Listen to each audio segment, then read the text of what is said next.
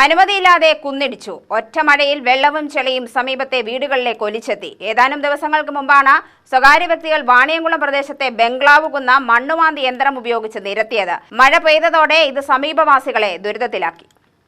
കുന്നിന് മുകളിൽ നിന്നുള്ള മണ്ണും ചെളിയുമാണ് കഴിഞ്ഞ ദിവസം പെയ്ത ഒറ്റ മഴയിൽ വാണിയംകുളം ചന്തഭാഗത്തേക്ക് ഒലിച്ചെത്തിയത്. താഴത്തെ 6ലധികം വീടുകളിലേക്കും സംസ്ഥാന പാതയിലേക്കും ചെളിയെത്തി. അനുമതിയില്ലാതെയായിരുന്നു 7 ഏക്കറോളം കുന്നിടിച്ച് നിരത്തിയതെന്ന് ആക്ഷേപമുയർന്നിരുന്നു. റവന്യൂ അധികാരികൾ ഇടപെട്ട കുന്നിടിക്കുന്ന പ്രവൃത്തികൾ നിർത്തിവെക്കാൻ നിർദ്ദേശം നൽകിയെങ്കിലും പ്രദേശവാസികൾ അന്ന് പങ്കുവച്ച ആശങ്ക പരിഹരിക്കാൻ നടപടിയുണ്ടായില്ല. ഉടനടി ഇതിനുള്ള പരിഹാരം ബന്ധപ്പെട്ട അധികാരികൾ കൈക്കൊണ്ടില്ലെങ്കിൽ സംസ്ഥാന പാതയിൽ കുത്തിയിരുന്ന് പ്രതിഷേധിക്കുമെന്ന് പ്രദേശവാസികൾ പറഞ്ഞു.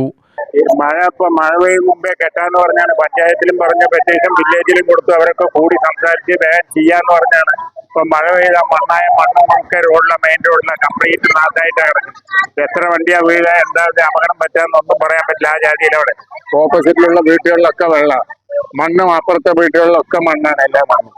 ഇതിനൊരു പരിഹാരം ഉടൻ തന്നെ ഗവൺമെന്റ് എടുക്കണം. അല്ലെങ്കിൽ ബുദ്ധിമുട്ടായി തീരുമ്പോൾ രാത്രി എത്ര വണ്ടികളാണ് വീണ്, എത്ര ഏക്കർ എന്താ നടക്കാന്നുള്ളതിന് യാതൊരു സംശയമില്ല.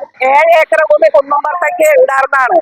അവരത് വാങ്ങിയിട്ട് തട്ടി നിരപ്പാക്കി ആരോട് പഞ്ചായത്തിൽ നിന്ന് പറയേ, അല്ല വില്ലേജിൽ പറയേ, അല്ല ഞങ്ങൾ താമസിക്കുന്ന ആൾക്കാരോട് വല്ലതും ചോദിക്കേ, അയാളുടെ ഇഷ്ടത്തിനൊക്കെ തട്ടി നിരപ്പാക്കി. അപ്പോഴാണ് ഞങ്ങൾ കണ്ടത്. ഞങ്ങൾ പഞ്ചായത്തിൽ കൊണ്ടുപോയി പരാതി കൊടുത്തിരുന്നു. അതിനുശേഷം വില്ലേജിൽ കൊടുത്തു, ഓണറെ വിളിച്ച് സംസാരിച്ചു. അവര് ഇന്ന് ചെയ്യാ നാളെ ചെയ്യാന്ന് പറയും. ഇപ്പൊ കണ്ടോ, അതാ ഒരു മഴയ്ക്ക് തന്നെ റോഡിലെല്ലാം വെള്ളം നിറഞ്ഞോ, മണ്ണ് നിറഞ്ഞോ.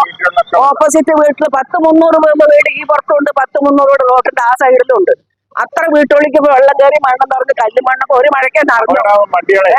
ഇപ്പൊ ഇനിയിപ്പോ 2 മഴയും കൂടെ പെയ്താത്ത സ്ഥിതി ഞങ്ങൾക്ക് എന്തായിരിക്കും?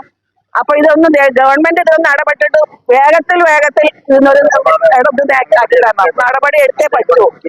ഇപ്പൊ തന്നെ 2-3 ബൈക്ക് ഇതിൽ സ്ലിപ്പായി വീണ് കഴിഞ്ഞു.